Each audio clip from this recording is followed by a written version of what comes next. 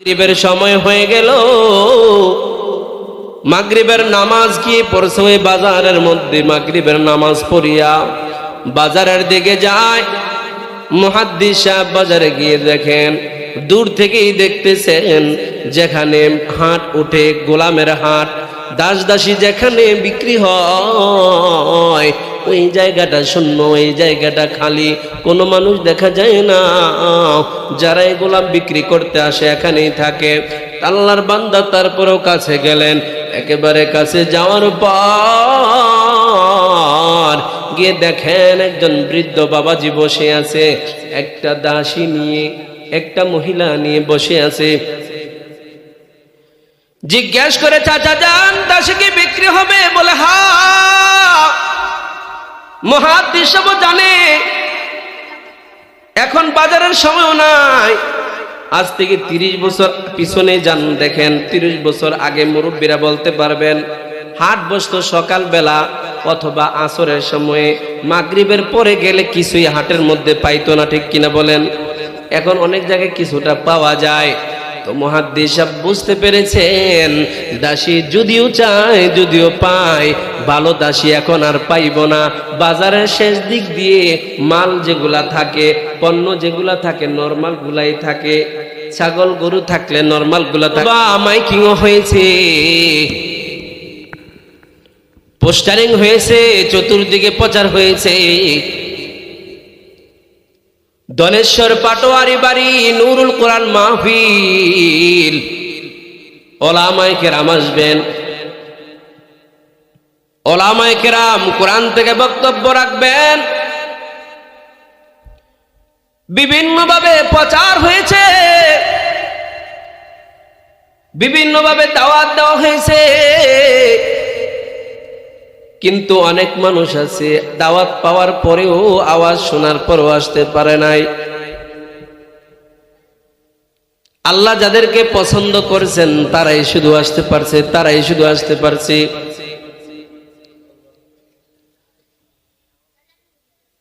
এরে আমার যুবক ভাই, ও পর্দানশীল মা, ভালো করে বোঝেন, মানুষ চাইলে নিজের মন থেকে নিজের ইচ্ছা দ্বারা কেউ অনেক কাজ করতে পারে না। মানুষ নিজের বাহুবল দ্বারা কোনো কেউ অনেকের কাজ ভালো কাজ করতে পারে না। অনেক মানুষ আছে যখন দাওয়াত দেওয়া হয় চলো মাহফিলে যাই, ডাক দিয়া বলে হুজুর আমার পেট আছে, পেটের দায়ে গাড়ি চালাই, আমাদের যাওয়ার সময় নাই। তাবলিগে যাই চলো, আমার যাওয়ার সময় নাই। ইজতেমায় চলো যাই, আমার যাওয়ার সময় নাই। সারসিনা দরবার শরীফের মধ্যে বার্ষিক মাহফিল চলো যায়, চরমনের মাহফিল হয় চলো যায়, উজানির মাহফিল হয় চলো যায়। বলে না না আমার সময় নাই। বলে কি বলে না? এগুলা হলো অবসর মানুষের কাজ। যাদের খেয়ে দে কোনো কাজ নাই, যাদের কোনো কাজ করতে হয় না, তাদের কাজ হলো এগুলা করবে। আমি বড় ব্যস্ত মানুষ, আমার দ্বারা সম্ভব না, আমি কাজের মানুষ, কাজের মানুষ। পেটের দায়ে কাজ করতে হয়, না করলে চলবো কিভাবে? আল্লাহ পাক রব্বুল আলামিন যুগে যুগে তাদের জন্য কিছু দৃষ্টান্ত রেখেছেন।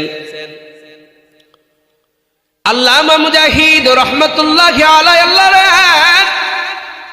পছন্দের বান্দা, বিখ্যাত সাহাবীদের সোহবত যারা পেয়েছেন, একজন বিখ্যাত তাবী ছিলেন। তাবী,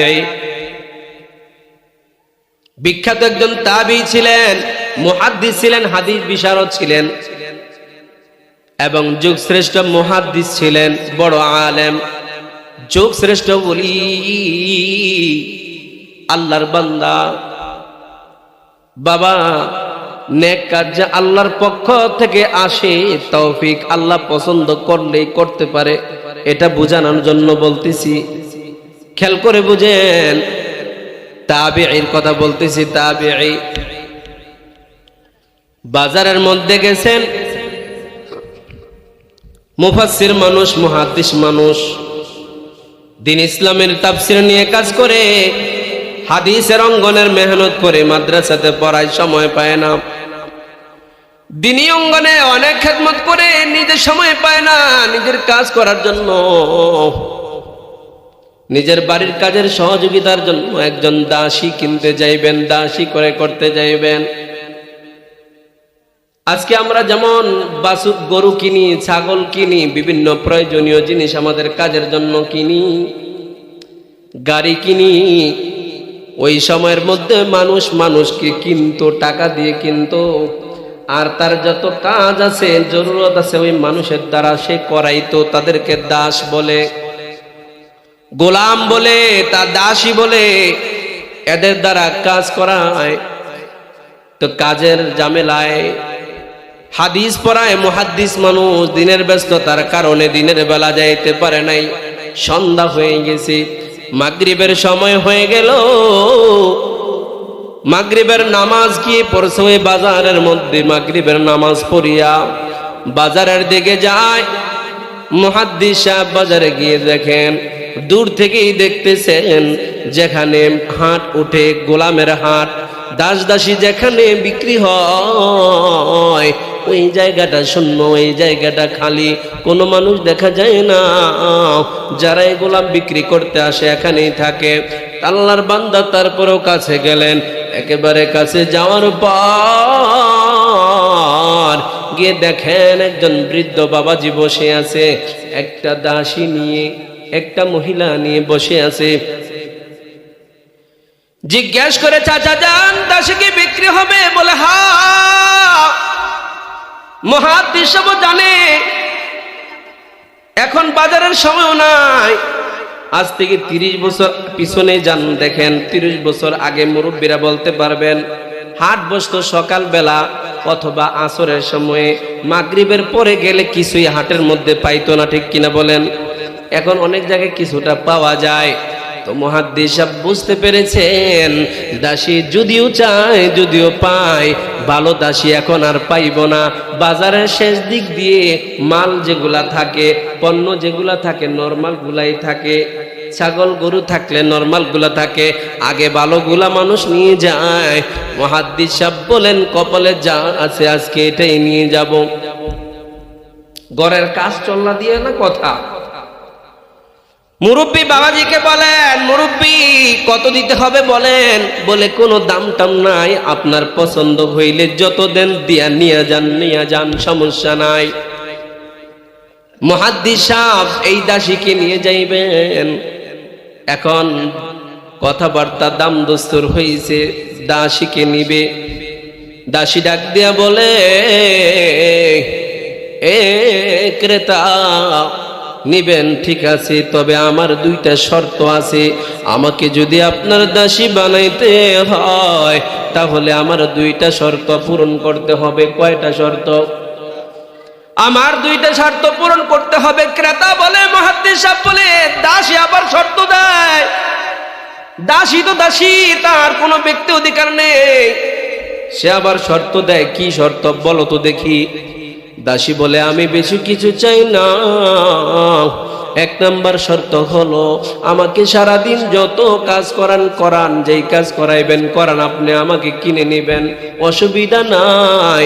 তবে রাত্রে বেলা আমাকে কোনো কাজ দিতে পারবেন না, রাত্রটা আমাকে ছুটি দিতে হবে। রাত্রে আমি আপনার কাজ করব না। 1 নাম্বার শর্ত।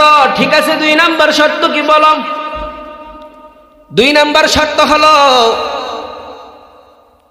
মুহাদ্দিস সাহেবকে 1 নাম্বার শর্তে লাগাই দিল, দিনের বেলা কাজ করব, রাতের বেলা কাজ করব না। 2 নাম্বার শর্ত হলো, আমার উন্নত খাবার লাগবে না, উন্নত বাসস্থানও লাগবে না, আপনার জায়গায় আপনি থাকবেন, অসুবিধা নেই। আমারে ছোট করে একটা ছাপরা ঘর হলেও আলাদা করে কোনো ঘরের মধ্যে থাকতে দিবেন, আমি আপনার ঘরে থাকবো না, আলাদা ঘরে থাকবো। দাসী হইল কোয়ালিটি আছে। মুহাদ্দিস সাহেব বলেন, না না, এ নিয়ে কোনো 4 কথা হবে না, 2 কথা হবে না। 1 নাম্বার, তোমার শর্ত মানলাম, দিনের বেলা কাজ করবা, রাতে কোনো কাজ করতে হবে না। 2 নাম্বার শর্ত, আলাদা ঘর দিতে হবে, আলাদা ঘরও তোমাকে দিব, কোনো অসুবিধা নাই। আলাদা করে দেওয়া হবে। মুহাদ্দিস সাহেব তাকে নিয়ে বাড়িতে যায়, গিয়ে তার ঘরে দেখাইয়া দেয়, যাও যাও, আজ থেকে এই ঘরে তোমার ঘর, এই ঘরের মধ্যে কেউ থাকে না, তুমি এই ঘরের মধ্যে থাকবা। রাত্র হয়ে যায়, মুহাদ্দিস সাহেব নিজের মাদ্রাসার কাজ সারিয়া নিজের বাসায় এসে যায়। একদিনকার ঘটনা মুহাদ্দিস সাহেব বলেন, একদিনকার ঘটনা এমন হলো, বাসার মধ্যে মেহমান আসে।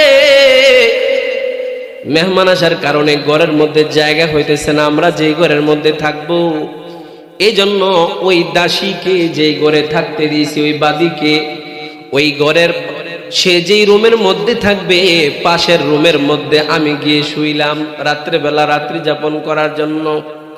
মেহমান আসছে, এই জন্য আজকে ওই ঘরে শুইতে হইল, এবার তার রুমে না, পাশের রুমে শুইছে। মুহাদ্দিস সাহেব বলেন, পাশের রুমে শুইলাম। ভালো করে শুনেন ও যুবক ভাই, যুবকরা একটু খেয়াল করে শুনিয়েন, আম্মা জানরা ভালো করে মনোযোগ দেন। জীবনে কত ওয়াজ শুনলেন, কত মাহফিলে গেলেন, কত দিন কত জমার বয়ান শুনলেন, জীবন পারলেন না, নিজের আমলের জন্য কথাকে লাগান নাই। মুহাদ্দিস সাহেব ঘুমিয়ে গিয়েছেন। আজকে আমরা ঘুমের ঘরে যাব, আমাদের বৃদ্ধাদের ঘুমও তাড়াতাড়ি হয় না, বয়সের কারণে এক তাড়াতাড়ি ঘুম আসে না। এশার নামাজ পড়িয়া কাজ নাই, আর পর দোকানের মধ্যে আড্ডা দেয়, দেরি কইরা গিয়া ঘুমায়। যুবকদের কথা তো বলতে হয় না, আমাদের যুবকরা এত উন্নত হয়েছে, রাত্রের 1টা 2টার আগে ঘুম আসে না, ঠিক কিনা বলেন? আয় হায়, এত উন্নত হয়েছে।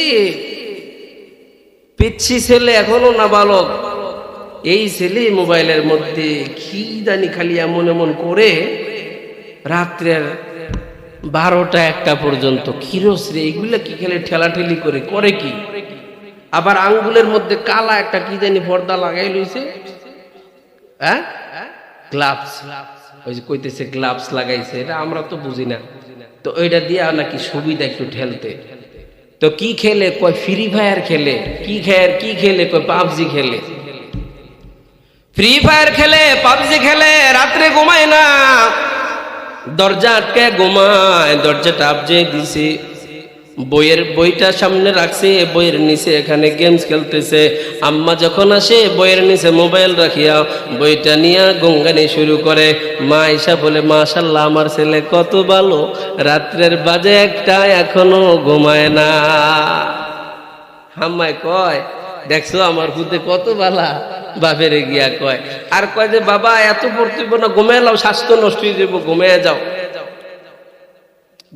যাও। আম্মা ঘুমিয়ে যাবো, আমার পড়া শেষ হয় নাই, আর একটু তারপরে ঘুমিয়ে যাবো। টিপতে 2টা বাজে, 3টা বাজে। অনেকে ফজরের আগে ঘুমায়, আছে না নাই? জোরে বলেন, আছে না নাই? রাত্রে বেলা দেরি করে ঘুমায়, ফজরের কোনো খবর নাই। মুয়াজ্জিন ডাক দিয়ে বলে, হাইয়া আলাস সালাহ, হাইয়া আলাল ফালাহ, নামাজের দিকে আসো, কল্যাণের দিকে আসো। কই পাইব নামাজ, কই পাইব কল্যাণ? ফজরের আজান দেয় মুয়াজ্জিন, যুবকের কোনো খবর নাই। দিনের 10টায় ঘুম থেকে উঠে, এমন যুবক বুঝি ধনেশ্বর এলাকায় নাই। এ যুবক, ভালো করে বুঝো, তুমি আমিও ঘুমাই। আল্লাহর ওলিরা যারা ছিলেন খাঁটি মুমিন, তারাও ঘুমাইতেন। ঘুম আমার মতো আপনার মতো ছিল না। শুরু রাত্রে তাড়াতাড়ি ঘুমে যাইতেন, মধ্যরাত্রে জেগে যাইতেন আল্লাহ তাআলার ডাকে সাড়া দেওয়ার জন্য। মুহাদ্দিস সাহেব ঘুমাইয়া যায়। রাত্রে ঘুমানোর পর কিছু অংশ মাত্র গিয়েছে, মুহাদ্দিস সাহেবের কানের মধ্যে আওয়াজ আসে, কে যেন কান্না করে, কান্নার গ্রানের আওয়াজ আসে, কোন মহিলার কণ্ঠ মনে হচ্ছে, কে যেন কান্না করতেছে, আহাজারি করতেছে, মনে হয় খুব কষ্টের মধ্যে আছে, খুব নির্যাতন কেউ করতেছে এমন মনে হয়। মুয়াজ্জিন সাহেব দেখলেন না না, কান্দা থামে না, খুব রুনাজারি করতেছে। দরজাটা খুললেন, খুলে উঠানের মধ্যে গেলেন, তাকাইয়া দেখতেছেন কোন বাড়িতে কান্না করে, কোন ঘরে কান্না করে। দেখলেন না না, অন্য কোনো বাড়িতে না, অন্য কোনো ঘরের মধ্যে না, ওই যে পাশের ঘরের মধ্যে দাসী শুয়ে আছে, ওই দাসীর রুম থেকে আওয়াজ আসতেছে, কান্নার আওয়াজ। জোরে বলেন সুবহানাল্লাহ। পাশের রুম থেকে কান্নার আওয়াজ আসতেছে। মুহাদ্দিস সাহেব ভালো করে কান লাগিয়ে শুনেন, কান্না করে কি মহিলাই নাকি? এই রে কি ঘটনা আবার ঘটলো? আজ আমি দাসীকে নতুন নিয়ে আসলাম, তার নিরাপত্তা দেওয়া আমার দায়িত্ব ছিল। কেন কান্না করে, এত কেন কান্না করতেছে? কেউ টর্চার করছে নাকি তার উপরে, নাকি কোনো যুবক, নষ্ট কোনো যুবক তার ইজ্জতের উপরে হামলা করলো?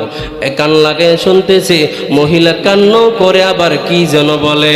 এখন মুহাদ্দিস সাহেব ধারণা করতেছে, হ্যাঁ যা ভাবছিলাম হয়তো বাতা হয়েছে। হায়রে, আমার দায়িত্বের মধ্যে আমি কি অবহেলা করে ফেললাম, মহিলার নিরাপত্তা দিতে পারলাম না। কোন যুবক কি তার উপরে হামলা করলো নাকি? মহিলা কি বলে শুনি। তাকে লক্ষ্য করে দেখলো, দুইজনের কথার আওয়াজ না, শুধু মহিলা একাই আওয়াজ করে। খেয়াল করে শুনতেছে, মহিলা অন্য কিছু বলে না, যা বলে রবের সাথে বলতেছে। জোরে বলেন সুবহানাল্লাহ। দরজার মধ্যে নক করে দেয়। দাসী বলল, মালিক, ও আমার মুনিব, আপনার সাথে কথা হয়েছিল, দিনের বেলা আমাকে কাজ করাইবেন যত পারেন, রাত্রে আমাকে তো কোনো কাজ দেওয়ার কথা না, তাহলে এত রাইতে কেন আসলেন, কেন আমাকে ডাকলেন? দরজা খুলছে। এখন মালিক মুনিবটাকে দেখে মহিলা যে কান্না করেছে, চোখগুলা ফুলে আছে। অধিক কান্না করলে চক্ষু ফুলে যায়। কান্না করেছে, চেহারা ভিজে আছে, চোখের পানিতে চেহারা ভিজা। আল্লাহর বান্দিকে জিজ্ঞেস করলো, মা গো, তোমার কি কোনো কষ্ট হয়েছে? কি ব্যাপার, তোমার উপরে কেউ কি কোনো অত্যাচার করেছে? কেন কাঁদলা, কেন কাঁদো, কেন কাঁদছো তুমি, কেন তুমি কান্না করলা? তুমি কি ঘুমাও নাই, তুমি কি ঘুমাও নাই? বলে আমাকে ঘুমাইতে দেয় না। এখন আরো আশ্চর্য হয়ে গেছে, কে ঘুমাইতে দেয় না? কে কে দেখি, কে আছে? রুমের মধ্যে তাকায় দেখে কেউ নাই। বলে তোমাকে কে ঘুমাইতে দেয় না? কে তোমাকে ঘুমাইতে দেয় না বলো? বলে আমি যার জন্য কান্না করি গো মুহাদ্দিস সাহেব, আমি যার জন্য কান্না করি তিনি আমাকে ঘুমাইতে দেয় না। কার জন্য কান্না করো, কার জন্য কান্না করো? কান্না করতেছে, বলে যার জন্য আমি কান্না করি তিনি আমাকে ঘুমাইতে দেয় না। কার জন্য কান্না করে বুঝতে কি বাকি রয়েছে নি? এখন মুহাদ্দিস সাহেব বলে, আমার বোঝার বাকি নাই, বোঝার আমার বাকি নাই। এই জন্য বুঝি তুমি আমাকে বলেছিলা দিনের বেলা কাজ করবা, রাতে তোমাকে যেন ডিস্টার্ব না করি। মুহাদ্দিস সাহেব বেশি কথা বলেন না, আপনি আমাকে চিনতে পারেন নাই, আপনি আমাকে হয়তো চিনেন নাই, কিন্তু আমি আপনাকে ঠিকই চিনেছি। আপনি হলেন হযরতে মুজাহিদ, জামানার মুহাদ্দিস, শ্রেষ্ঠ মুফাসসির। আপনি বড় আবেদ, বড় আলেম, আপনাকে আমি ভালো চিনি। আমার অবস্থা আমাকে ছেড়ে দেন, বলেন সুবহানাল্লাহ। এ আব্বাজান, নিজের সাথে মিলে দেখেন, উলামায়ে কেরাম যখন নামাজের জন্য ডাক দেয়, ইমাম সাহেব নামাজের কথা বুঝায়, কোরআন শিক্ষার জন্য আপনাকে বুঝায়, দিনের রাস্তায় দাওয়াত দেয়, দিনের রাস্তায় সময় দেওয়ার জন্য বুঝায়। আপনি বলেন নামাজে যাওয়ার সময় নাই, আমি ব্যস্ত, মাহফিলে যাওয়ার সময় নাই, আমার কাজ আছে, জমির মধ্যে চাষাবাদ আছে, আমি কৃষক মানুষ, আমি দিনমজুর অন্যের কাজ করে খাই। তাকে দেখেন, আল্লাহ যদি কারো ভালোবাসে, কাউকে যদি পছন্দ করে, হাজারো ব্যস্ততা থাকার পরেও মালিকের নেক কর্ম বন্দিগি করার সুযোগ দেয়। বলেন সুবহানাল্লাহ। আপনি আজকের মাহফিলে আসতে পারলেন না, এত সুন্দর এক কোরআনের বাগান সাজাইছে, নামাজের দাওয়াত দিলে কোন কাপড় নষ্ট, ইবাদতের কথা দিনের দাওয়াত দিলে বলেন আমার কাজ আছে, অন্যের কাজ করি, চাকরি করি, আপনার মতো আজাইরা না, কয় কি কয় না। আর আল্লাহর বান্দি দাসী দিনের বেলা কাজ করে, সারা রাত জেগে মালিকের কাছে কান্না করে, শুধু কান্না করে। ঘুমাও না কেন? ঘুমাইতে দেয় না। কে দেয় না? যার জন্য কান্দি সে আমারে ঘুমাইতে দেয় না। আল্লাহু আকবার। মালিকের সাথে কেমন সম্পর্ক! এজন্য গর্ব যেন না আসে, অহংকার যেন না আসে। হতে পারে স্টেজের উপরে যে আছি, আল্লাহর এমন বহু বান্দা এখানে আছে, নিচে বসেও তারা উত্তম, উপরে যে এমন আছে তার অবস্থা আল্লাহর কাছে যদি কবুল না হয়, আল্লাহর কাছে যদি পছন্দ না হয়, তাহলে আমার চেয়ে একটা কুকুরও উত্তম হতে পারে। অহংকার যেন না আসে বাবা, যে বড় পাগড়ি পড়ছি দেখা আর কোরআনের কথা বলতেছি দেখে আমি অনেক কিছু পেয়ে গেছি। না না, এখানে সাধারণ কত মানুষ এমন কান্নেওয়ালা, চোখের পালানেওয়ালা থাকতে পারে, চোখের পানি পালায় রাত্রে বেলা। তো বলছিলাম, আল্লাহ কাউকে পছন্দ করলেই সে ভালো কাজ করতে পারে, যত ব্যস্ত থাকুক। দাসী করলো না? দাসী করছে, দাসী সারাদিন কাজ করে,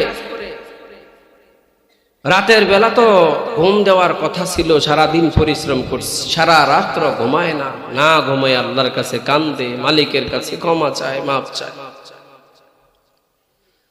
এজন্য আব্বাজান, আর যার নসিব খারাপ তার জিন্দেগির মধ্যে কলঙ্ক লেগে যায়, কলঙ্ক লেগে যায়। আল্লাহর রহমত যার প্রতি না হয়, জীবন বরবাদ হয়ে যায়।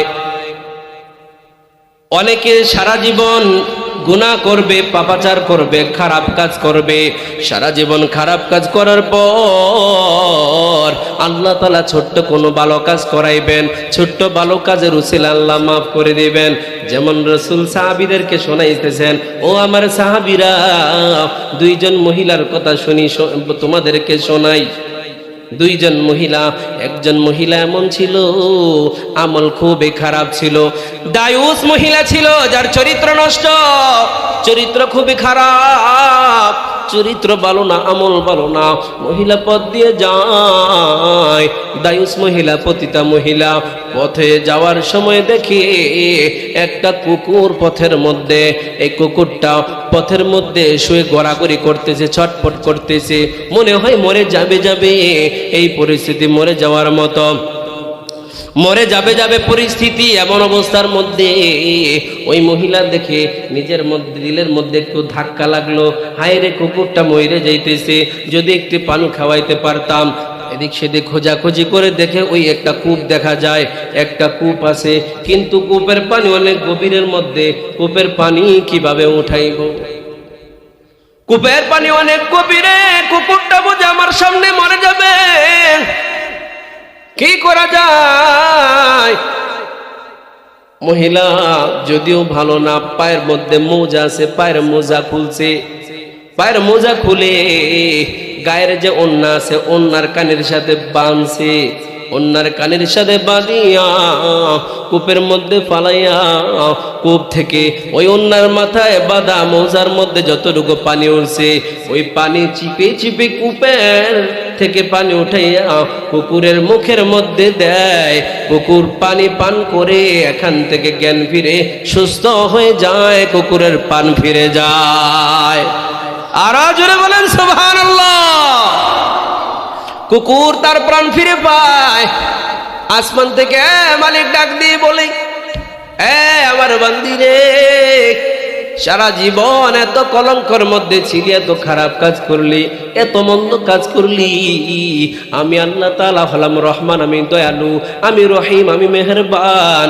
তুই একটা কুকুরের উপরে এত দয়া করলি, এমন মায়া দেখাইলি, আমি রহমানের রহমতের সমুদ্রের মধ্যে জুস মেরে যায়, আমি মালিক সহ্য করতে পারলাম না। যা যা, আমি আল্লাহর একটা প্রাণী, তুই জীবন বাঁচাইলি, আমি আল্লাহ তাআলা তোর জীবনের সব গুনাহ ক্ষমা করে দিলাম। এত জোরে সুবহানাল্লাহ। আমি তোর জীবনের গুনাহ মাফ করে দিলাম। পতিতা মহিলা যার চরিত্র অন্যের কাছে বিক্রি করে টাকা কামায়, ইবাদতের কোনো খবর নেই। আল্লাহর হাবিব সাহাবা একরামকে বলেন, সাহাবী আরেক মহিলার ঘটনা শোনাই। আরেকজন মহিলা আবেদা মহিলা, বহুত ইবাদত গুজার মহিলা। আবেদা অর্থ ইবাদত গুজারেনি, ভালো ইবাদতকারী মহিলা। অনেক ইবাদত বন্দি করে, নামাজ আছে, জিকির আছে, দুরুদের আমল আছে, কোরআন তিলাওয়াতের আমল আছে, খুব ভালো আমলি তাহাজ্জুদ গুজার মহিলা। এত ভালো আমল হওয়ার পরও একদিনকার ঘটনা এমন ঘটে, তার ঘরের একটা বিড়াল ছিল। বিড়াল, ওই বিড়ালটা আসে বলে তার ঘরের মধ্যে বিড়ালটাকে বেঁধে রেখেছে, বিড়ালটাকে আটক করে রাখছে। বিড়ালকে নিজেও কোনো খাবার দেয় না, পানিও দেয় না, কিছু খেতে দেয় না। না খেতে খেতে বিড়াল দুর্বল হয়ে গেছে, বাহিরও যেতে দেয় না যে বাহির থেকে কোনো কিছু খাইবে। বিড়ালটাকে বেঁধে রাখছে। এভাবে বিড়ালকে বেঁধে রাখতে রাখতে কিতাবের মধ্যে আসে একদিন ওই বিড়ালটা ইন্তেকাল করে মারা যায়। বিড়ালের প্রাণ চলে যায়। একজন নামাজি মহিলা, ইবাদত গুজারিনী মহিলা, আল্লাহর একটা প্রাণীকে তার কারণে জীবন চলে গেল। বিড়ালটা পানির পিপাসায়, খাবারের অনাহারে সে মারা গেল একজন নামাজি মহিলার হাতে। তার কারণে আল্লাহ তাআলা ডাক দিয়ে বলে, যা যা, জিন্দেগিতে কত ইবাদত করেছো, কত বন্দেগি করেছো, আমার সামান্য একটা মাখলুককে তুমি খাবার থেকে, রিজিক থেকে বঞ্চিত রেখে অনাহারে মৃত্যু দিলা, তার প্রাণ কেড়ে নিলা, একটা প্রাণীকে তুমি হত্যা করলা। যাও যাও, আজকে থেকে তোমার নাম জাহান্নামীদের খাতায় লিখে দিলাম। বলেন নাউজুবিল্লাহ। আরো জোরে বলেন নাউজুবিল্লাহ। এজন্য বাজান, কোন কাজে মানুষের জীবন পরিবর্তন হয় বলা যায় না। ছোট করে দেখবেন না। হতে পারে আজকের ওয়াজ মাহফিলের মধ্যে এমন কোন ব্যক্তি আসে, জীবনের মধ্যে অনেক নেশা করেছে, জীবনে মা বাবাকে কষ্ট দিয়েছে, জীবনে নামাজ পড়ে নাই, বহু উল্টা পাল্টা চলেছে, কোরআন পড়তে পারে না, নামাজ পড়তে পারে না। কারো একটা কথার উসিলায় আলেমদের নেক নজর যদি পড়ে যায়, জীবন বদলে যেতে পারে, জীবন পরিবর্তন হয়ে যেতে পারে। হতে পারে কি পারে না? জীবন বদলে যেতে পারে। কার কোন কারণে আল্লাহ কাকে ক্ষমা করে দেয়। হযরতে মূসা ছিলেন কালিমুল্লাহ, আপনারা সকলে জানেন। আল্লাহর সাথে কথা বলতেন। মূসা আলাইহিস সালাম একেবারে ক্লোজ হয়ে কথা বলতেন। আল্লাহ তাআলার সাথে, রবের সাথে কথাবার্তা বলতেন। হযরতে মূসা আলাইহিস সালাম নবী রাসূলরা শুধু নবী ছিলেন না, তারা মিম্বরের মধ্যে যেমন কথা বলতেন, তদ্রূপ তারা সমাজ পরিচালনা করতেন, তদ্রূপ মানুষের আত্মশুদ্ধির কাজ করতেন, মানুষের সমাজ সুন্দর করার মেহনত করতেন। হযরতে মূসা তারা রাখার মধ্যে একজন যুবক সমাজের মধ্যে নেশার কাজ ছড়াই দিয়েছে। তার কারণে যুবকরা নেশার মধ্যে লিপ্ত হয়ে গেছে। এলাকায় অনেক জায়গায় থাকে, মাদক সাপ্লাই দেয়, ইয়াবা সাপ্লাই দেয়, আরো কত কিছু, হিরোইন সাপ্লাই দেয় এলাকার মধ্যে। এগুলো আবার কিছু মানুষের মাধ্যমে তাদেরকে টাকা দিয়ে এলাকায় ঢুকে এলাকাকে নষ্ট করে ফেলতেছে নেশা এলাকার মধ্যে ঢুকাইয়া। আবার চরিত্র ভালো না, নিজের চরিত্র ভালো না, নেশা করে আবার অন্য মেয়েদের জীবন নষ্ট করে, চরিত্র নষ্ট করে, অনেক দিক দিয়ে খারাপ। তার জীবনের মধ্যে বহু খারাপি। মুসা আলাইহিস সালাম লক্ষ্য করলেন, এমন যুবককে যদি আমি সমাজের মধ্যে রাখি, আমার সমাজের যুবকগুলা নষ্ট হয়ে যাবে। কথায় আছে, সৎসঙ্গে স্বর্গবাস, অসৎ সঙ্গে সর্বনাশ। ঠিক কিনা বলেন? অসৎ মানুষের সাথে চলতে চলতে দেখবেন, এই যে যারা আপনারা এলাকার মানুষ, যদি এলাকার উদাহরণে দিই, এই যে জমির মধ্যে চাষাবাদ করেন, যদি ক্ষেত্রে যদি ঘাস যেগুলা থাকে ক্ষেতের মধ্যে, এগুলা যদি বাছাই না করে জমির মধ্যে তো বা ঔষধ না দেয়, তো পাশের ফসলি জমি সহ নষ্ট করে ফেলে। হয় কি হয় না? পরিবেশও নষ্ট হয়ে যায়, সঙ্গের কারণে নষ্ট হয়ে যায়। হযরত মুসা আলাইহিস সালাম এলাকার মুরব্বীদেরকে, সম্মানিত ব্যক্তিবর্গদেরকে ডাকলেন, একত্রিত করলেন, ডাক দিয়ে পরামর্শ করলেন এই যুবককে কি করা যায়। এলাকার মধ্যে মাদক সাপ্লাই দেয়, চরিত্র ভালো না, খুবই উগ্র ছেলে, খুবই খারাপ ছেলে, তাকে যদি রাখা হয় সমাজের বাকি যুবকরা নষ্ট হয়ে যাবে। কি করা যায়? পরামর্শ অনুযায়ী সিদ্ধান্ত হলো এই যুবককে এলাকা ছাড়া করা হোক। এই এলাকায় সে আর কোনোদিন আসতে পারবে না, থাকতে পারবে না। এলাকা ছাড়া করেছে, এলাকা ছাড়া করেছে, একেবারে এলাকা ছাড়া করেছে। আর আজকের আমাদের সমাজের অবস্থা এমন, সমাজের মধ্যে যারা নেশা বিক্রি করে, জানোস আমি কে? এই নেশা আনি কিভাবে?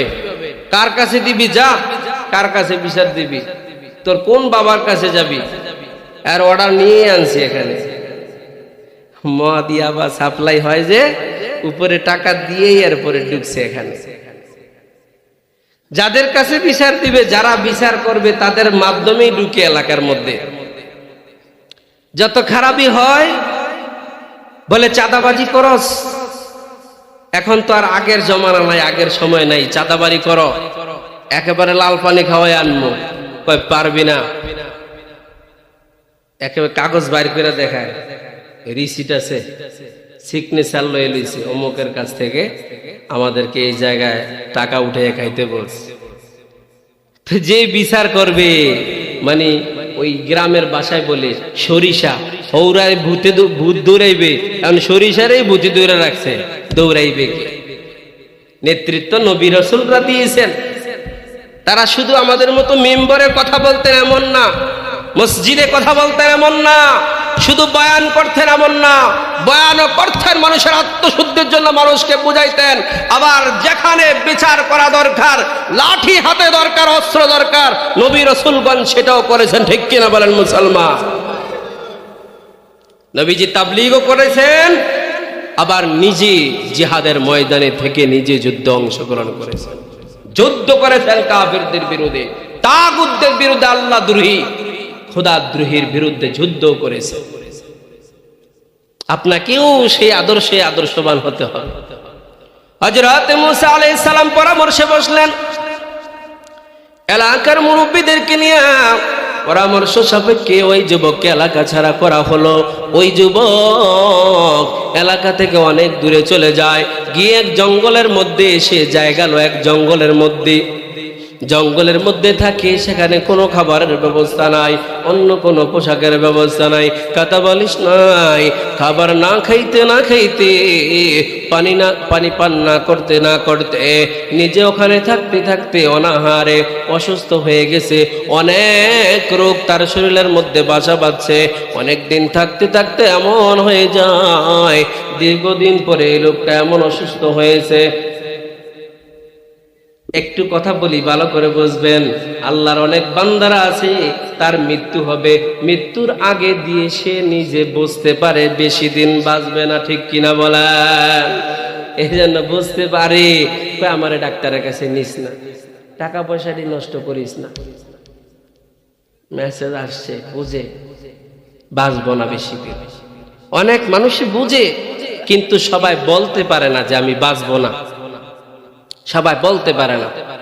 যুবক যখন এখন এমন অসুস্থ হয়ে গেল, বুঝতে পারছে আর আমি বাঁচবো না, আমার হাত শেষের দিকে, আমি মনে হয় আর বাঁচবো না। তখন যুবক ডান দিকে তাকায়, কাউকে দেখে না, মৌতের আগে দিয়া মানুষ কিছু বলতে চায় মানুষের কাছে, মনের মধ্যে অনেক কথা থাকে বলার মতো। আপন মানুষ যারা থাকে, ভালোবাসার মানুষ, প্রিয় মানুষগুলার কাছে কিছু কথা বইলা যায়, ঠিক কিনা বলেন? মহল্লা একসাথে চলছে, কোনো বন্ধু থাকলে তার কাছে বলে, বড় ভাইয়ের কাছে বলে, বা মায়ের কাছে বলে, বা স্ত্রীর কাছে, কারো কাছে বলে, কিছু কথা ওসিয়ত করে যায়, কিছু নসিহত করে যায়, নিজের কিছু ব্যথা বলে যায়। যুবক ডানে তাকে দেখে কেউ নাই, বামে তাকে দেখে কেউ নাই, সামনে পিছনে তাকে দেখে কেউ নাই। আসমানের দিকে তাকায় বলে, মালিক, আমি বড় অসহায়, আমার কেউ নাই, এলাকা ছাড়া করে দিয়েছে আমার বদ আমলের কারণে, আমার অপরাধের কারণে, গুনাহের কারণে। মৌতের সময় যে নিজের মনের কষ্টের কথা বলবো গো, নিজের কষ্টটা বলার মতো একজন মানুষ খুঁজে পাইলাম না। ডানে বামে সামনে পিছনে আমার কেউ নাই। কেউ নাই তো কি হয়েছে? তুমি তো আমার মালিক, তুমি তো আমাকে বানাইছো। হয়তো বা আমি খারাপ, আমার গুনার অভাব নাই, কিন্তু আমি যতই গুনাহ করি, তুমি তো রহমানুর রহিম, তুমি তো দয়ালু, তুমি তো ক্ষমাকারী, ক্ষমাশীল আল্লাহ। মালিক, তোমার রহমতের তুলনায় আমার গুনাহ কিছুই না, আমার গুনার চেয়ে তোমার রহমত অনেক বেশি, অনেক বেশি। ও মালিক গো, শেষ মুহূর্তে তোমার কাছে এসে চাই, আমার উপরে তুমি একটু মেহেরবানি করো, আমার উপরে রহম করো। শুনছি ওলামায়ে কেরামের মুখে, শুনছি হযরতে মূসার মুখে, তুমি নাকি রহমানুর রহিম, তুমি নাকি গফুরুর রহিম। গফুরুর রহিম যদি তোমার নাম হয়, তুমি যদি ক্ষমা করো, ক্ষমাকারী হও, আর আমি যদি ক্ষমাই বা না পাই, তোমার গফুর নাম দিয়ে আমার লাভ কি? জোরে বলেন সুবহানাল্লাহ। যুবক আল্লাহর কাছে চোখের পানি ছেড়ে আসমানের দিকে তাকাইয়া, শরীরের মধ্যে শক্তি নাই, জোরে বলতে পারে না, বিড়বিড় করে মুখ দিয়ে আস্তে আস্তে কি যেন বলে, বলতেছে, মালিক কেউ নাই। চতুর্দিকে তাকাইলাম, মনের কথা বলার মতো, অপরাধ করেছি, ভুল হয়ে গেছে, আমি বড় অসহায়, তুমি আমার প্রতি একটু রহম করো। আল্লাহ পাক রব্বুল আলামিন ওই যুবক ইন্তেকাল করেছে, তার জীবনের সব অপরাধ মাফ করে দিয়েছে। বলেন সুবহানাল্লাহ, আর জোরে বলেন সুবহানাল্লাহ। ও যুবক ভাই, ধনেশ্বরের যুবক, আমার পর্দানশীল মা, আমার বৃদ্ধ বাবাজি, আমার জীবনে আর কত গুনাহ, আপনার জীবনে আর কত গুনাহ করেছেন, তাকে তো দেখলেন। বনি ইসরাইলের যুবক জীবনে গুনাহ করেছে, গুনাহ করেছে, এত অপরাধ করেছে, আপনাকে আমাকে তো সমাজ থেকে কেউ বাইর করে দেয় নাই, এখনো সমাজের মধ্যে আছি। এত খারাপ যুবক ছিল, সমাজ ছাড়া করেছে, তাকে সমাজ থেকে বহিষ্কার করে দিয়েছে, এত খারাপ। এমন একজন যুবক যদি আল্লাহর কাছে তওবা করে, ক্ষমা পায়, তুমিও কেন পাইবা না? অবশ্যই পাইবা। আমার আল্লাহ ডাক দিয়া বলেন, কুল ইয়া ইবাদিয়াল্লাযীনা আসরাফু আলা আনফুসিহিম লা তাকনাতু মির রাহমাতিল্লাহ ইন্নাল্লাহা ইয়াগফিরুয যুনুবা জামিআ। আসমানের মালিক ডাক দেয়া বলে, ও বান্দা, নবীকে বলে, নবী কুল, হে নবী আপনি বলে দিন ওই সমস্ত বান্দাদেরকে যারা নিজেদের নফসের উপরে, নিজেদের উপরে জুলুম করে ফেলেছে, নিজেদের উপরে নিজের অত্যাচার করেছে, জুলুম করেছে, তাদেরকে বলে দেন, লা তাকনাতু মির রাহমাতিল্লাহ। এতদিন মোবাইলে গুনাহ করেছো, অসুবিধা নাই, এখন ফিরে আসো। এতদিন নামাজ পড়ো নাই, বেনামাজি হয়ে কাটাইছো, দেখছো তো জীবনের কত মজা। ঘুরে ফিরে দেখলা টেকনাফ থেকে তেতুলিয়া, রূপসা থেকে পাথুরিয়া ঘুরছো, কত পাপ করলা, এবার একটু ফিরে আসো, এবার ফিরো। লা তাকনাতু মির রাহমাতিল্লাহ। তোমার জীবনের গুনাহ যতই হোক, আমি মালিকের কাছে ফিরে আসো, আমি আল্লাহ তাআলা তোমার জীবনের সব গুনাহ ক্ষমা করে দিব। বলেন সুবহানাল্লাহ। আমার মালিক আমাকে নির্ভর দেয়, নিরাশ হতে বলে না। আমার মালিক আমাকে নির্ভর দেয়, আমাকে আশ্বাস দেয়, বান্দা যতই গুনাহ করো গো, শয়তান বলেছে আমি দেখব তোমার বান্দারা কিভাবে জান্নাতে যায়। ডান দিক দেখে ধোঁকা দেব, বাম দিক থেকে ধোঁকা দেব, সামনে পিছনে থেকে আমি ধোঁকা দেব, চতুর্দিক থেকে আমি ধোঁকা দেব। আল্লাহ বলে, শয়তান নিজেকে বড় চালাক মনে করো, চতুর্দিক থেকে ধোঁকা দিবা আমার বান্দাকে। এই বান্দা যদি জমির মধ্যে আমার কুদরতি কদমে কপালটা লাগাইয়া সিজদা দিয়ে দেয়, আর আসমানের দিকে উপরের দিক তো খোলা, সেদিক থেকে ধোঁকা দিতে পারবা না। উপরের দিকে হাত উঠাইয়া কান্না করে, মালিক জীবনে অপরাধ করেছি, অন্যায় করেছি, ক্ষমা করে দাও, নিজের উপরে জুলুম করেছি। আমি আল্লাহ তাআলা ওই সমস্ত বান্দা গুনাহ করার পরে যারা আমার কাছে তওবা করি, আমি তাদেরকে বড় পছন্দ করি। বলেন সুবহানাল্লাহ, লিল্লাহি তাকবীর। আল্লাহ পাক রব্বুল আমিন তাওবাকারীদের অন্তর্ভুক্ত করেন।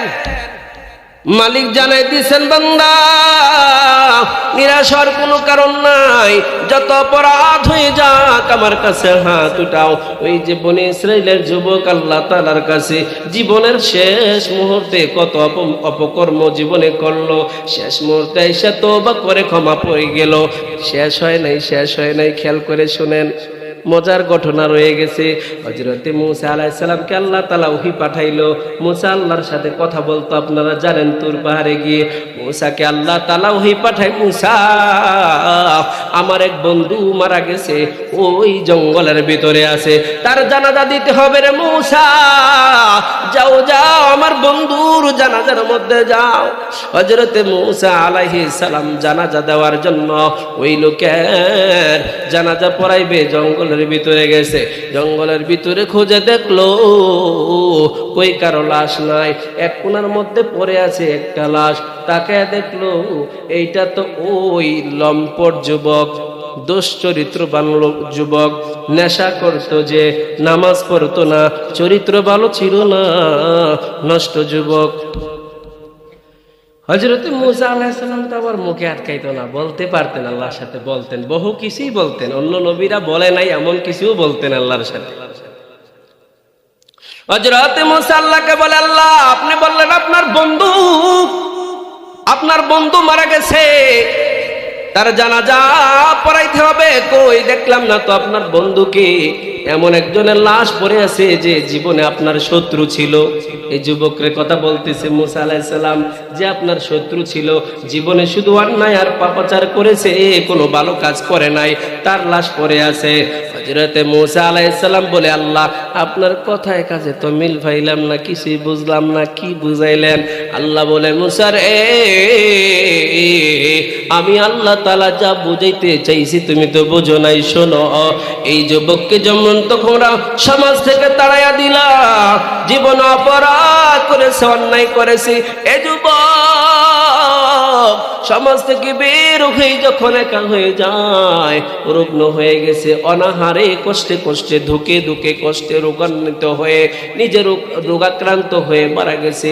মরার আগে আমি আল্লাহর দিকে তাকাইয়া, ডানে তাকায় বামে তাকায়, ডানে বামে সামনে পিছনে কাউকে পায় না, আমি আল্লাহকে জগৎ জাল্লে জালালকে ডাক দিয়ে বলে, রব আমার কেউ নাই, শেষ মুহূর্তে আপনি আমার প্রতি দয়া করেন, আমাকে ক্ষমা করেন, আমার প্রতি রহম করেন। ও মূসা, আমার দিলে বড় মায়া লেগে যায়, এজন্য আমি তাকে আমার বন্ধু বানায় নিলাম। বলেন সুবহানাল্লাহ। দুশ্চরিত্রবান যুবক জীবনের শেষ অবস্থায় মৃত্যুকালে আইসা আল্লাহর কাছে তওবা করে আল্লাহর বন্ধু হয়ে গেল। মূসাকে, যুগের নবীকে জানায়, আমার বন্ধুর জানাজার মধ্যে যান। আরো বলে, আরো কথা আছে, শুনেন কি আশ্চর্যের কথা। হযরত মূসা আলাইহিস সালামকে বলে, ও মূসা, শুধু তাই নয়, কোন ব্যক্তি যদি আমার এই বন্ধুর জানাজার মধ্যে শরীক হয়, আমি তাকেও মাফ করে দিব। বলেন সুবহানাল্লাহ। কি কথা শুনছেন নি?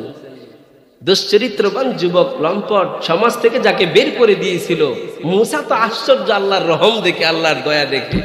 আল্লাহ বলে কি, যে জানাজায় শরীক হবে তাকেও আল্লাহ মাফ করে দিবে। ও ধনেশ্বরের যুবকরা, নিরাশ হওয়ার কিছু নাই। এখনো যারা মোবাইল নিয়ে ব্যস্ত, দুনিয়ার পিছনে দৌড়াইতেছ, কোরআনের মুহাব্বতে কোরআনের ময়দানে বসতে পারো না, নিজে নামাজকে ধরতে পারো না, একটু ফিরো, এখনো সময় আছে। নেশা করতে করতে নিজের জীবনকে শেষ করে দিয়েছ, অন্যায় অপরাধ করতে করতে জীবন শেষ করে দিয়েছ, একটু ফিরো, সময় আছে, আমার মালিক রহম করবেন।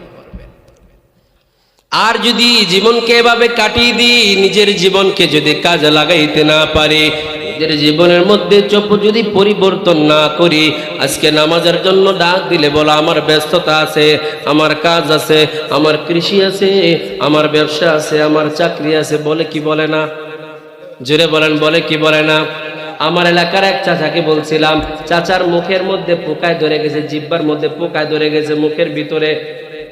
আমার আম্মা ফোন দিয়ে বলে, বাবা তোর চাচা বাঁচবে না, তাকে দেখে যা। শেষ দেখা দেখতে গেলাম।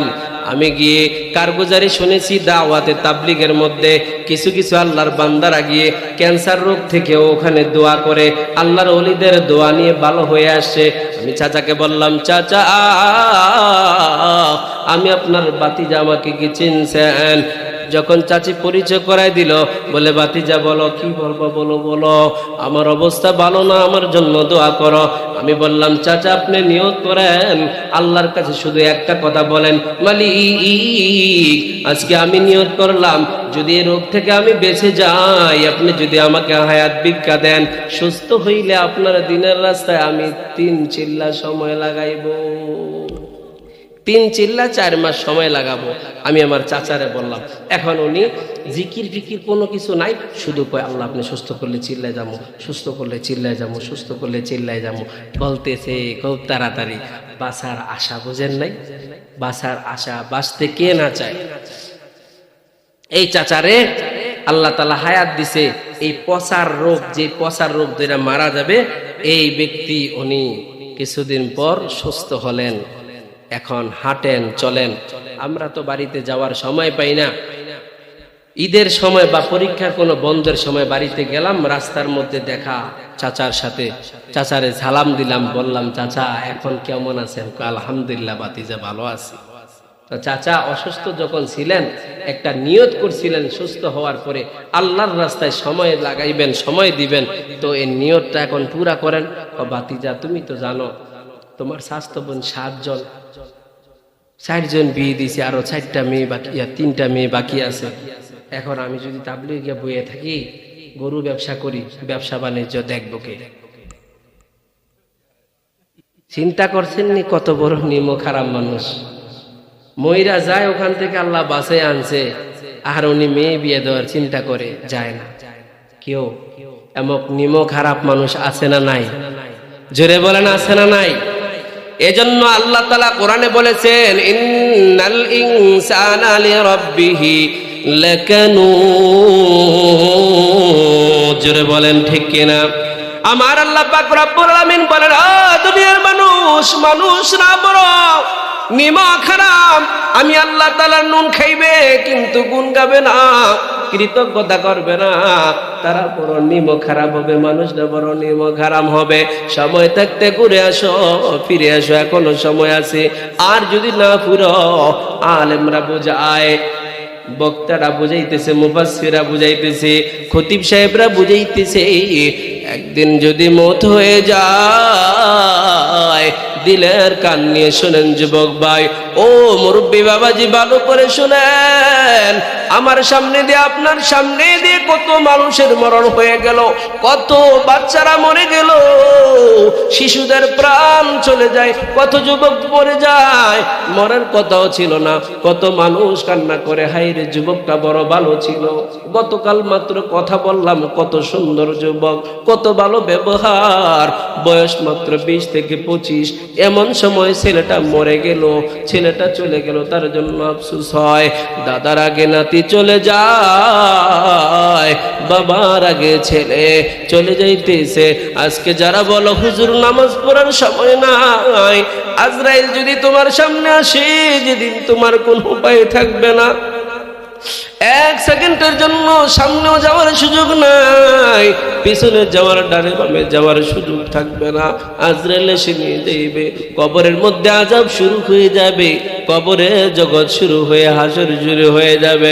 হাসরের দিনে যখন ফুৎকার দিয়েছে ইসরাফিল আলাইহিস সালাম ফুৎকার দিবে, সমস্ত মানুষগুলাকে আল্লাহ ডাক দিয়ে তুলে দিবে। হাসরের মাঠের মধ্যে আল্লাহ ডাক দিবে, সবাই একসাথে হয়ে যাও। আমার নবী ডাক দিয়া বলে, গুনাহগার উম্মত, হাসরের মাঠে তো কঠিন হবে, নবী রাসূলরা পর্যন্ত পেরেশান হয়ে যাবে, নবী রাসূলরা পর্যন্ত ইয়া নাফসি ইয়া নাফসি বলবে, এক একজন মুমিন ব্যক্তিরা পর্যন্ত বলতে থাকবে, হায় রে আর কষ্ট সহ্য হয় না। একটা কোনো ফয়সালা যদি হয়ে যেত, বিচার যদি একটা হয়ে যেত, আর কষ্ট সহ্য করতে পারতেছি না, কি হবে, কখন কিয়ামতের হিসাব নিকাশ শুরু হবে, পেরেশান মুহূর্ত। আমার আল্লাহ তাআলা হঠাৎ ডাক দিয়ে বলবেন, ওয়ামতাজুল ইয়াউমা আইয়ুহাল মুজরিমুন। বদকারদেরকে ডাক দেয়া বলবে, ও নাফরমানের দল, ও পাপিষ্টের দল, আজকের দিনে তোমরা আলাদা হয়ে যাও, আজকের দিনে তোমরা পৃথক হয়ে যাও, আমার নেককার বান্দাদের থেকে তোমরা পৃথক হয়ে যাও। আল্লাহ বিচারের দিনে আলাদা করে দিবেন। হাসরের মাঠে যখন আল্লাহর হিসাব নিকাশ নিয়ে ফয়সালা হয়ে যাবে, একদল জান্নাতি আর একদল জাহান্নামের দিকে যাইবে। নবীজি বলেন, জাহান্নামে এত দ্রুত গতিতে ভয়ঙ্কর রূপ নিয়ে সামনের দিকে যখন অগ্রসর হবে জাহান্নামদেরকে গ্রহণ করার জন্য, জাহান্নামদেরকে তার পেটের মধ্যে ঢুকানোর জন্য, সমস্ত মানুষগুলা ভয়ে মানুষরা ভীত সন্ত্রস্ত হয়ে যাবে। আল্লাহর নবীজি ডাক দেয়া বলে, আল্লাহ পাক রব্বুল আলামিন সেদিন একটা পানি জাহান্নামের দিকে ছিটে মারবেন। ফেরেশতাদেরকে বলবে, ফেরেশতারা আমার নবীজির আর্তনাদ আমার সহ্য হয় না। নবীজি বলবেন, আল্লাহ আজকের দিনে জাহান্নাম যেভাবে ধাওয়া করতেছে, মনে হচ্ছে আমার একটা উম্মত বাঁচবে না, সব জাহান্নামে আমার চোখের সামনে চলে যাবে। না না, আমার উম্মতরা চোখের সামনে জাহান্নামে চলে যাবে, আমি বরদাস্ত করতে পারবো না। আল্লাহ তাআলা তখন একটু পানি দিবেন, পানি ফেরেশতাদের হাতে দেওয়ার পর ফেরেশতারা যখন জাহান্নামের দিকে ওই পানিটা ছিটা মারবে, পানিটা যখন ছিটাইবে, তখন জাহান্নাম ক্যাচ ক্যাচ করে আওয়াজ মারিয়া কোনো পশুকে আক্রমণ করলে যেমন পিছন দিকে আওয়াজ করে চলে যায়, জাহান্নাম বিকট একটা আওয়াজ দিয়ে পিছনের দিকে সরে যাবে। ফেরেশতারা একদিকে বলবে, মালিক বুঝলাম না এটা কিসের পানি ছিল, এটা কি জমজমের পানি নাকি এটা হাউজে কাউসারের পানি নাকি আবে হায়াতের পানি? আমার মালিক বলে, না না, এটা জমজমের পানিও না, এটা হাউজে কাউসারের পানিও না। দুনিয়ার মধ্যে আমার গুনাহগার বান্দাগুলা, সমস্ত মানুষগুলা ঘুমিয়ে যেত, যখন তাহাজ্জুদ পড়ি আমি আল্লাহ তাআলার কাছে চোখের পানি ফালাইতো, কান্না করতো। তাফসীর মাহফিলে যখন কোরআনের কথা শুনিয়া দু চোখের পানি ফালাইতো জাহান্নামের ভয়ে, আমি আল্লাহর ভয়ে যখন কান্না করতো, তাদের চোখের পানি দ্বারা আমি আজকে জাহান্নামের আগুন নিভাইলাম। এজন্য যুবক ভাই, আমার মুরব্বী বাবা ঝিরা, আল্লাহ তাআলা জানাইছেন নবীজির মাধ্যমে, ফালইয়াদহাকু কলিলাও ওয়ালিয়াবকু কাসীরা, তোমরা কম হাসো, হাসি কমিয়ে দাও, আর কাঁদন বাড়ায় দাও, বেশি করে কান্না করো। বেশি হাসলে মানুষের দিল মরে যায়, অন্তর মরে যায়, মানুষের দিল মরে যায়। আর কান্না করার দ্বারা মানুষের পরকালমুখী তার মন ফিরে, তার ঈমান বৃদ্ধি হয়, আল্লাহর সাথে তার সম্পর্ক হয়ে যায়। বলেন সুবহানাল্লাহ। এজন্য নিজের কাদা বাড়াইতে হবে, কান্দন বাড়াইতে হবে। দুনিয়ার মধ্যে আল্লাহর যত বান্দারা এসেছেন, নবী বলেন, ওয়ালি বলেন, যারা এসেছে কেউ কোনো ওলি হইতে পারে নাই কান্না ছাড়া।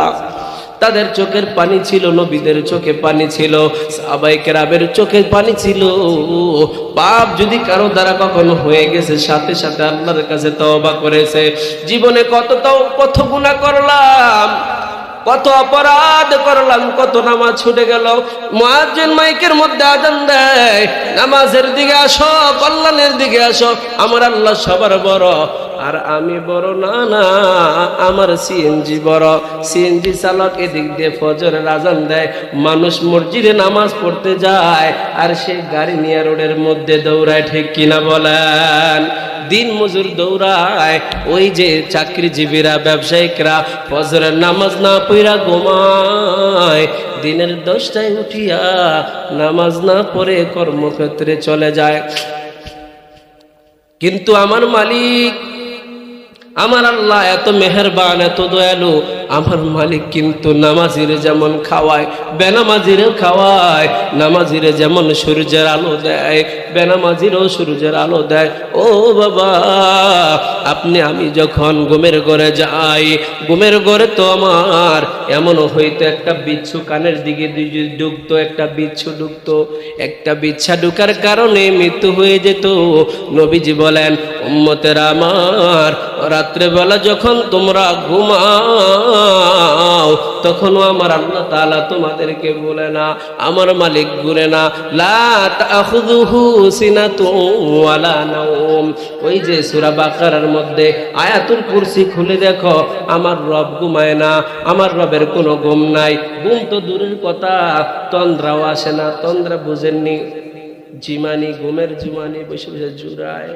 আল্লাহ তাআলার জিমানিও আসে না। গাড়ির ড্রাইভার যদি ঘুমিয়ে যায়, অ্যাক্সিডেন্ট করবে, সব প্যাসেঞ্জার অ্যাক্সিডেন্ট করে মারা যেতে পারে। ও দুনিয়ার মানুষ, আমি আল্লাহ কেন ঘুমাই না জানোনি? ড্রাইভার ঘুমাইলে তার যাত্রীরা মারা যাবে, সে ঘুমায় না, অ্যাক্সিডেন্ট হয়ে যায়। আমি আল্লাহ যদি ঘুমাইতাম তাহলে আমার বান্দাগুলাকে কে দেখতো? সারা রাত্র কোনো বিচ্ছু যেন তাকে আক্রান্ত করতে না পারে, সাপে যেন দংশন করতে না পারে, মায়ের হাত পরে যেন শিশু দুধের বাচ্চা মারা না যায়। মায়ের একটা পা যদি বাচ্চার উপরে পড়ে, বাচ্চা কি বাঁচবে? বাঁচবে না। আমি আল্লাহ তাআলা সারা রাত্র তোমাদেরকে পাহারা দেই, ফেরেশতাদের মাধ্যমে তোমাদেরকে নিরাপত্তা দান করি। বলেন সুবহানাল্লাহ। আর আমি নাফরমান, হাজারো আসান আমার কানে আসে, নামাজের দিকে যাই না, নামাজের দ্বারা দাঁড়ি না। কোরআনকে খুলেও দেখলাম না আল্লাহ কোরআন পাঠাইলেন। কেন পাঠাইলেন? এই কোরআনের মধ্যে কি আল্লাহ তাআলা কি লিখলেন? কেন আল্লাহ কোরআন পাঠাইলেন? ও বাবা জান, বহু মানুষ ভুলের মধ্যে আছে, মনে করে কোরআন হলো হুজুরদের জন্য, আলেমদের জন্য, হেফজখানার হাফেজ সাহেবরা তেলাওয়াত করবে আর খতিব সাহেবরা এগুলা তারা তরজমা পড়ে পড়ে তাফসীর করে করে মানুষকে বোঝাইবে, তাদের দায়িত্ব। আর কেউ মনে করে মসজিদের মোল্লারা 10 জন একসাথে হয়ে কোরআন খতম করবে, মানুষ হাদিয়া দিবে, হাদিয়া নিয়ে চইলা যাইবে। কেউ মনে করে কোরআন পাঠাইছে আল্লাহ কবজ লেখার জন্য, তাবিজ লেখার জন্য, কবজ লেখার জন্য পাঠাইছে। না না, আমার আল্লাহ তাআলার মূল উদ্দেশ্য এগুলা না। কোরআন তেলাওয়াত করলে মানুষের সওয়াব হয়, কোরআনের তাফসীর করলে, নসিহত করলে মানুষের পরিবর্তন হয়। কোরআন দ্বারা যদি কেউ তেলাওয়াত করে, কোরআন পানির মধ্যে ফু দিয়ে কাউকে খাওয়ায়, এটা শিফা হয়, রোগ ভালো হয়। সাপে দংশন করেছে এমন রোগীও ভালো হয়ে যাবে।